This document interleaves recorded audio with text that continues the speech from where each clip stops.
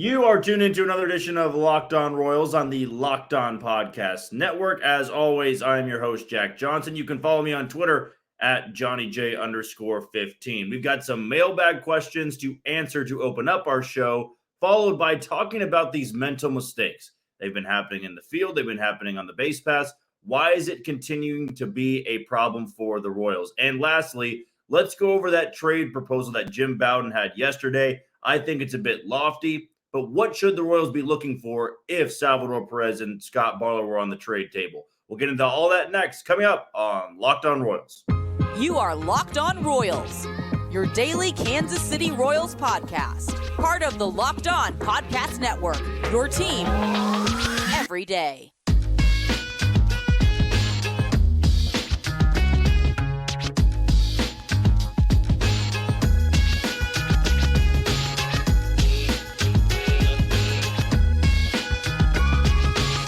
First things first, we want to thank you for making Locked On Royals your first listen every single day. And you can check us out on all those podcasting platforms like Apple Podcasts, Spotify, Amazon Music, and you can check us out on YouTube. Just be sure to hit that follow button and subscribe. Let's get right into our Mailbag Friday here. And moving forward, if you ever want to be a part of the Mailbag Friday, here's what you got to do. Go to my Twitter handle at JohnnyJ_15. That's at JOHNYJ_15.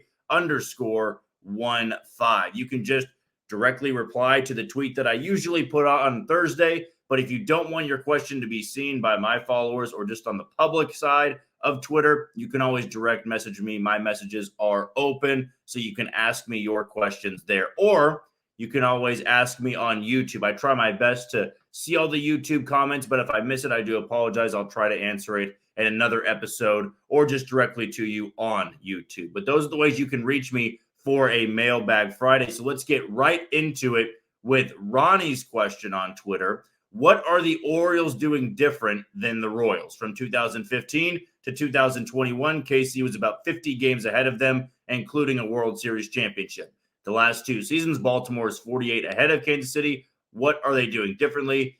KC has $25 million higher in payroll too. Yes, I'm bored tonight. And I don't fault the question at all, Ronnie. I think a lot of people out there are asking what went wrong in these last couple of years as to why Baltimore is in first place and the toughest division in baseball, and Kansas City is 20-plus games out of first place in the worst division in baseball, maybe one of the worst divisions that baseball has ever seen. I'm just going recency bias here, but you kind of get what I'm hinting at. What Baltimore did exceptionally well from 2018 to 2021-ish. Well, they lost a lot of games, that's for sure. And they lost a lot of games before the lottery system. So when the Orioles would lose 108, 113, 110, they would get the number one overall pick. And they picked top three, I think, in 3 of the 4 years I just mentioned. Now, the COVID year was a bit different. I think they picked second or third that year. But the 2018 or 19 year, they picked first because they got Adley Rutschman. I think it was 2018. They had that first overall pick because in 2019, they took Adley Rutschman. Then they just found ways constantly to hit on those first-round draft picks. They didn't miss on Adley Rutschman. They didn't miss on Heston Kjerstad, who's going to be debuting rather soon. They didn't miss on Colton Cowser. They certainly didn't miss on Jackson Holliday, who's already in Double-A at 18 years old. I mean, they had all these top 5 picks, and they didn't miss on a single one of them. And they found value in rounds 2 and 3. So the biggest turnaround for Baltimore has been their drafting. And I think it was more of their transactional approach of in those bad years, they were going off the waiver wire. They were making minor trades, and that ended up building their roster as to where it is today. Their entire bullpen, like I said in yesterday's podcast, pretty much waiver wire claims, minor free agent deals, not spending a lot of money, or failed starters. They flipped Jorge Lopez around. Jorge Lopez was bad for Kansas City. They picked him up off waivers, tried him as a starter, then tried him in the bullpen. Was really good last year, was an all-star, flipped him to Minnesota, who gave him Yenier Cano, who's one of the best relievers in baseball this year. Felix Bautista, he was an international signing guy. Those are the type of moves that really made Baltimore who they were today, but it was drafting, scouting, and development. It sounds very basic, very 101, But when you lose that many games and you hit on all your draft picks, it makes those years worth it. Because now Baltimore, with a very small payroll, because all these guys are on rookie contracts or they're waiver wire guys, so they're making the league minimum, they have no money really put toward their payroll. They've got a bunch of young guys under club control for a long time, and these guys are thriving. The Royals, when they lost all these games, were not necessarily hitting home runs on all their picks. Some of the guys they took top 5 are still in low A or in high A. Asa Lacy's not even pitching this year. That was the same year Baltimore took Heston Kjerstad, who's a top 100 guy. They have 8 top 100 picks. So that's what Baltimore has been able to do. It's been drafting, scouting, developing. It's one of the best in baseball. So they went about their rebuild pretty much the same way Houston did, where it was lose a lot of games for a lot of years. You draft and develop really well. International scouting has been great, and making the trades when they had to has been really good as well. But the Royals, I think right now, are going to try to go that route of what Baltimore did, is that they lost a lot of games, and now they're going to get these top picks, and you can't miss on these guys. They can't miss on Blake Mitchell. They miss on Blake Mitchell, this cycle goes all over again. But that was a great question, Ronnie, and I appreciate you reaching out. It's from Chris on Twitter. Greinke's now 1-10. Is he hurting his Hall of Fame chances by playing for the Royals this season? Assuming this is last year, would a trade to a contender and a chance for 5 to 6 more wins make a difference? The thing is, Chris, I'm never too high on pitching wins. You know, there's going to be guys on bad teams that have records like Greinke.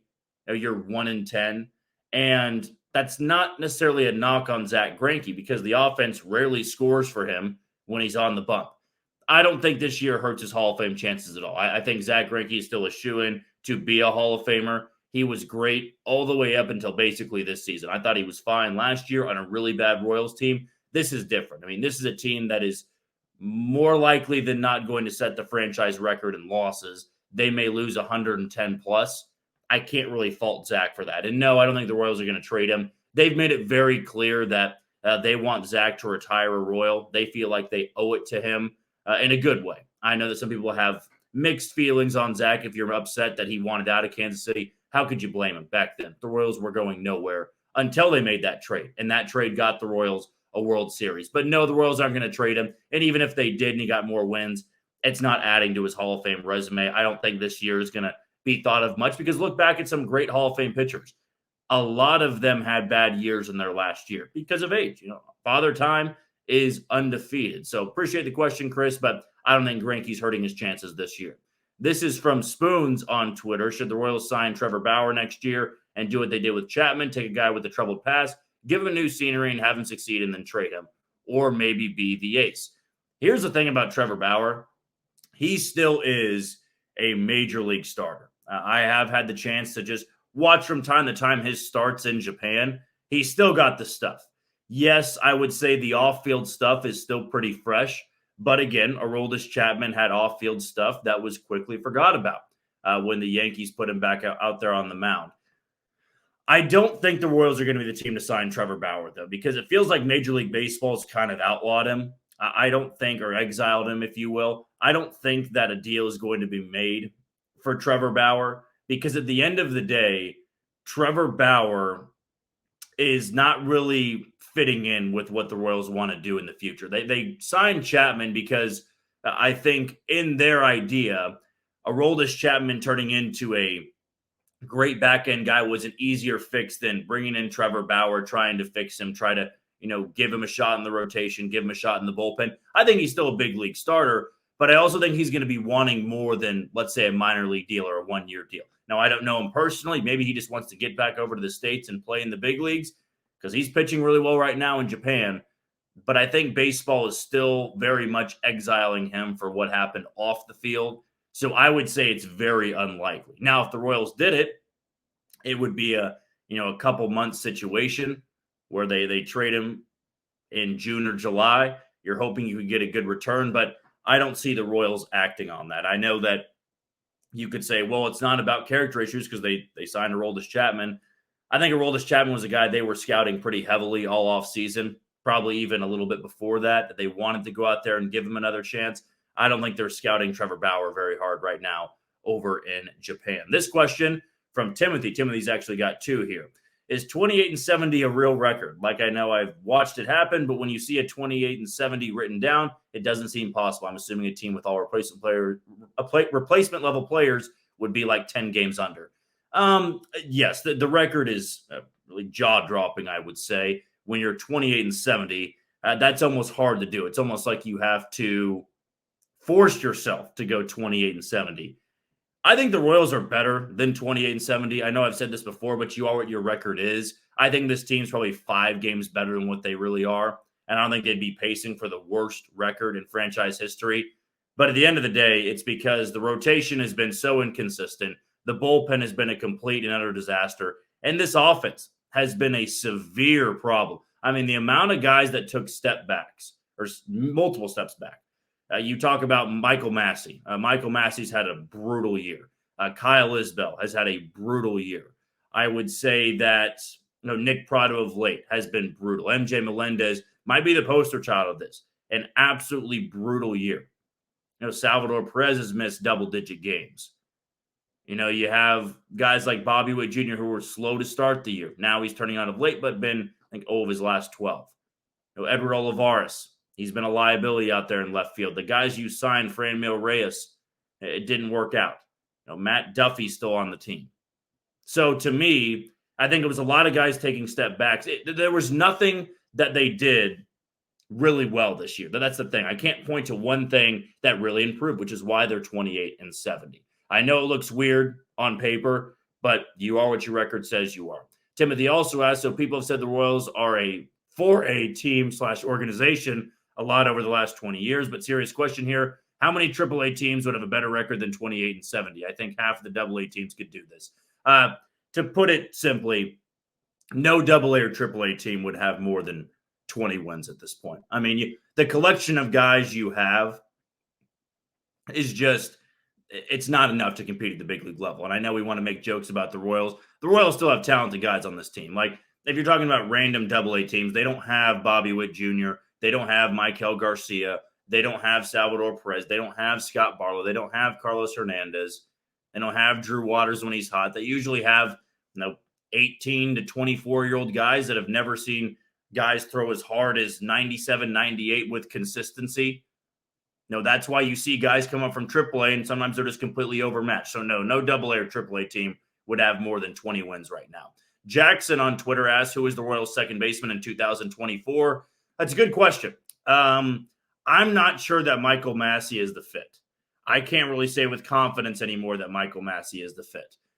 But again, I don't know who I'd go to. It'd have to be a free agent signing. There's nobody down at the minor league level that I'm really jumping at to put at second base. So for right now, I'm going to say it is Michael Massey. I'm hoping that a hard reset in the offseason, being healthy all offseason, that can help things. Because I still do believe in Michael Massey. He's young. I'm not going to give up on him just a year and a half into his big league career. But if the Royals have a better option, it's not on this team. It's going to be through free agency or it's going to be through trade. So right now, I think the second baseman of 2024 is going to be Michael Massey. And lastly, 150 Guacamole on Twitter asked, what was my takeaway on the 6:10 a.m. interview with JJ this morning? Didn't get the chance to see the whole thing.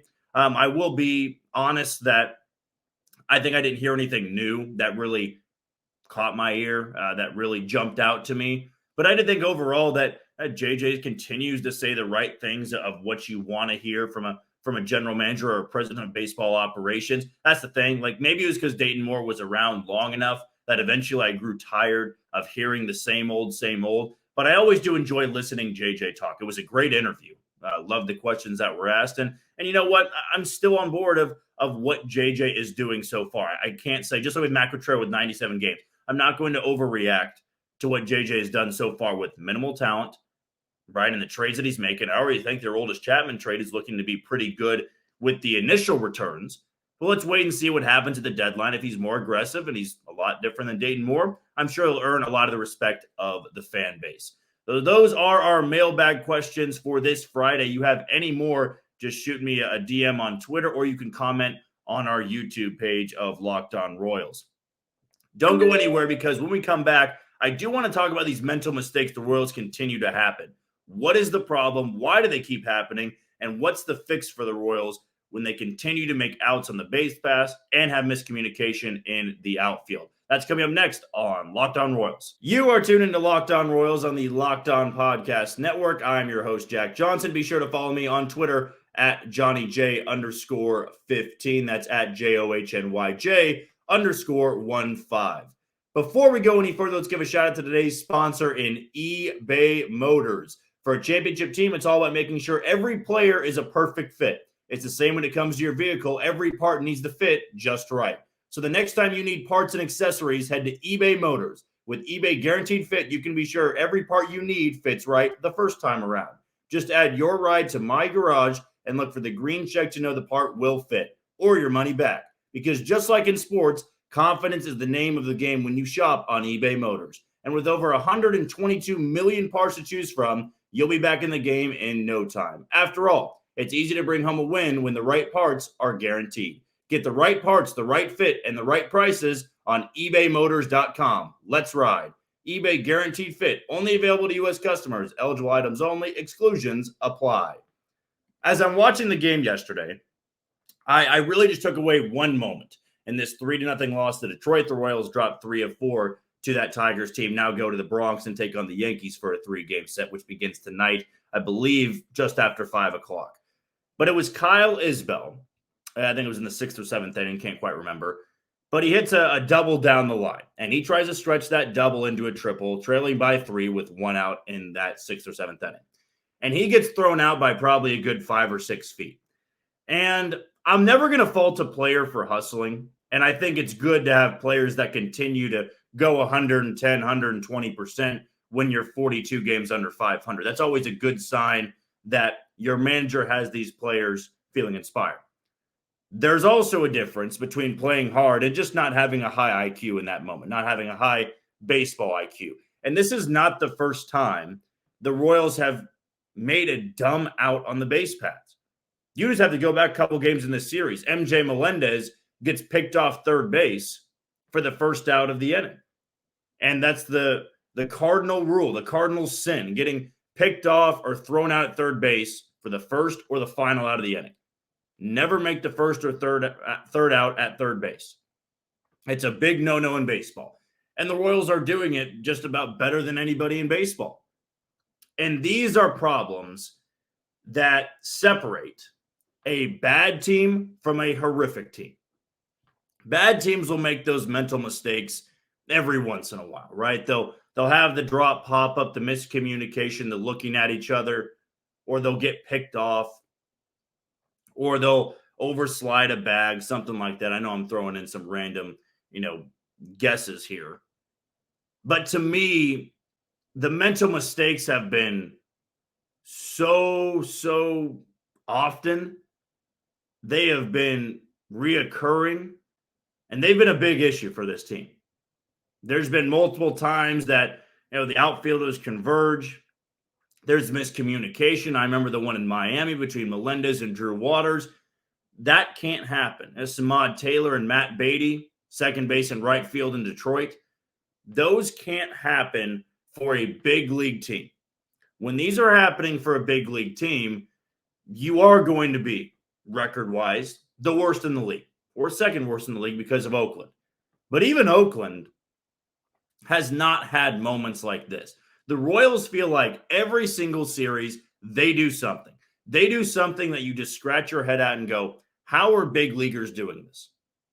How are grown men continuing to make the same mistakes that JV players will in a practice?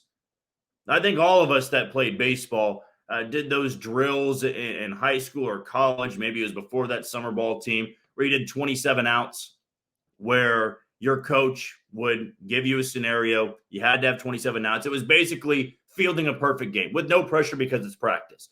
But it was the test your communication. It was to test your confidence. If you wanted the ball hit you, if you messed up, if you had an error, it would start back over. And you had to get the 27 outs again. The Royals, I'm sure, can do this flawlessly in practice, but in the games, it's not showing. The communication is not there. I mean, Edward Olivares has had bad plays in the outfield. Drew Waters has had miscommunication. MJ Melendez has been a disaster in left and right field.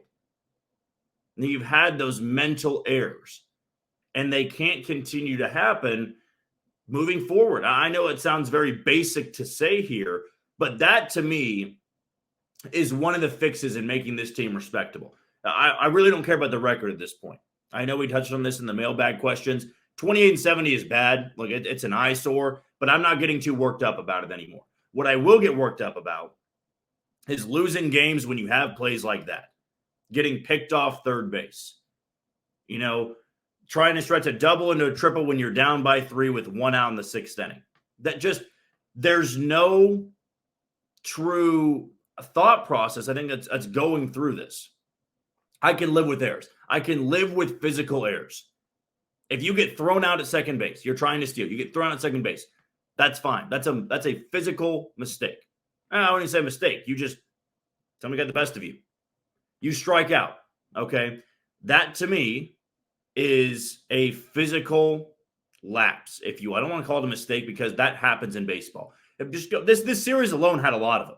This one doesn't get talked about enough, but it was in Monday's game, I believe it was. It was right after Taylor Clark and Jose Cuas had coughed at the lead. Samad Taylor gets to second base with nobody out. He has an infield single, steals second base, and then Kyle Isbell rips an opposite field fly ball to left field, and Akil Baddoo makes a great catch going toward the wall.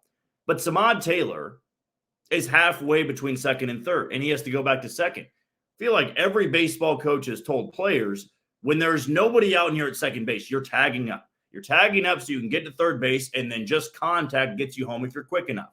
You go halfway with 1 out because if you tag up to get a third base with 2 outs, well, still a base hit is needed to get you home. But that to me is just a little baseball 101 thing. And Samad Taylor in that moment wasn't thinking about it, or I don't know what he was thinking, because even if he's tagging up at second base and Akil Baddoo misses the ball, he's scoring. So that's another mental lapse that happened in this series. Sometimes it's just the fundamentals of baseball, right? Runner at second, nobody out, you try to get the ball to the right side. How about early in that series too on Monday night? Drew Waters can't get the bunt down. So those are things you have to do if you're going to make this team better. And right now, this team can't get better because these problems continue to happen. The mental mistakes I can't live with. The physical mistakes I can. You lose a lot of games. You lose 116. Okay. I've known this now for a while. This team is not very competitive. But you can get more respect when you play the game with a high IQ. You don't continue to make those mental mistakes. And the more those happen, the more embarrassing those losses will become. All right, before we wrap up our show today, want to go over this proposal, this trade proposal that Jim Bowden had on Twitter. I tweeted it out, got a lot of reactions with it. I want to state my opinion on it. I don't think it's likely, and I'm going to tell you why it's not likely. Coming up next on Locked On Royals. You are tuned into Locked On Royals on the Locked On Podcast Network. I'm your host, Jack Johnson. Be sure to follow me on Twitter at JohnnyJ_15.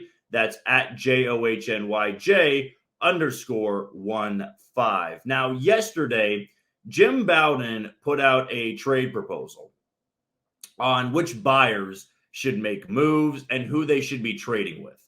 And he put out one for the Padres that I don't think made a lot of sense for San Diego, but it certainly would make a lot of sense for the Royals in making this trade.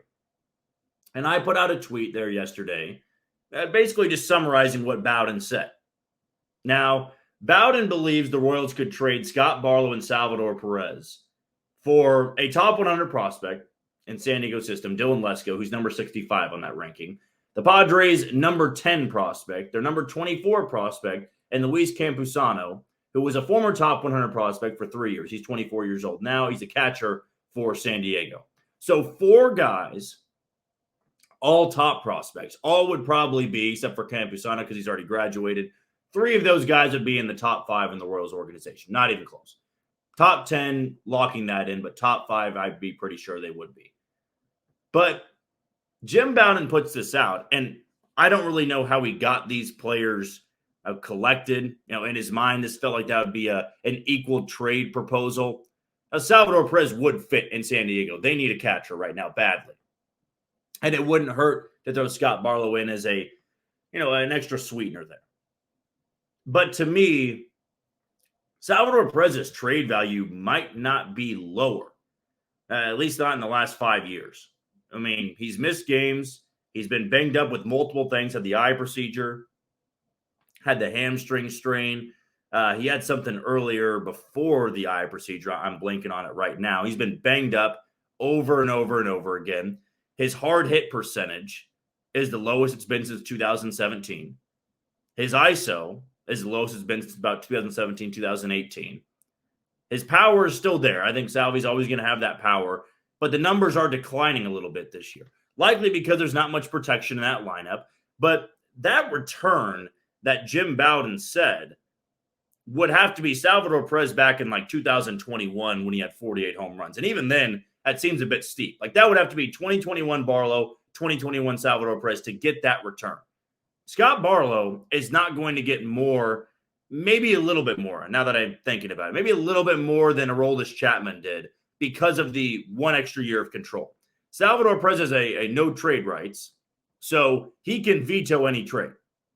Now, Salvi may want to play in the postseason, but I think he'd only want to go to Miami. That would be my guess, is that's where he loves to go play in the offseason. He's got a lot of family connections down there, player connections down there. I think that'd make a lot of sense for him. But even then, I think Salvador Perez takes Kansas City very seriously. I don't think he ever really cares about the record. He's the captain. He got the C on his jersey this year, so that means a lot to him. And I don't think he would, accept any trade unless it bettered his situation and bettered Kansas City's future. This trade, let's be quite honest, has a 0.00001% chance of happening. And if it did, somebody in San Diego's front office is getting fired.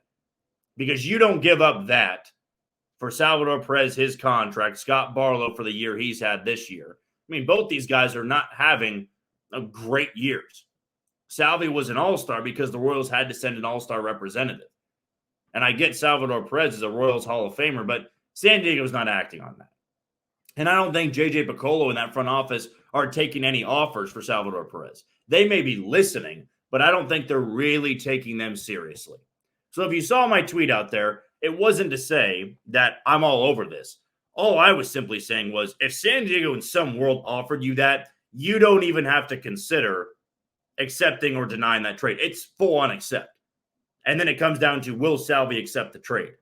But if you were offered that package for Salvi and Barlow at this point in their career, you can't turn that down. And the only reason I said that is because I think a lot of Royals fans are juggling the idea of, what would it take to trade Salvador Perez? That's what it would take. That return would absolutely be the right move to trade Salvador Perez. Even 3/4 of that, maybe even half of that, if you get 2 top 100 guys or 1 top 100 and a top 10 guy in the Padres system, you act on it. But a lot of moving pieces need to happen. It wasn't to say I'm gung-ho on trading Salvi, because I think Salvi deserves to retire a Royal, but the Royals are also in a spot that they need to trade away any value they have and continue to bolster the farm system and work with a new player development team. If they continue to get stuck up in hanging on to guys for too long, feeling like they owe it to them, then you're not going to add much talent to your system. You just trade Scott Barlow. The net return this year for your prospects are not going to be that big. You didn't change your farm system at all. The draft might, but Cole Reagans, Ronny Cabrera, that did not overhaul your system. You need top 100 guys to overhaul your system. And if you're not churning them out through the draft, well, you need to find them in other organizations. But again, that trade was not to say that I am fully in belief that's going to happen. It was simply saying, if you're offered anywhere in that ballpark for Salvador Perez, you don't need to, battle with the ethics of the trade, right? That's sad that Salvi leaves. We don't want to disappoint the city. This, I feel like, would win over a lot of Royals fans. But again, Jim Bowden usually has very lofty trade proposals, and that one seems very unlikely.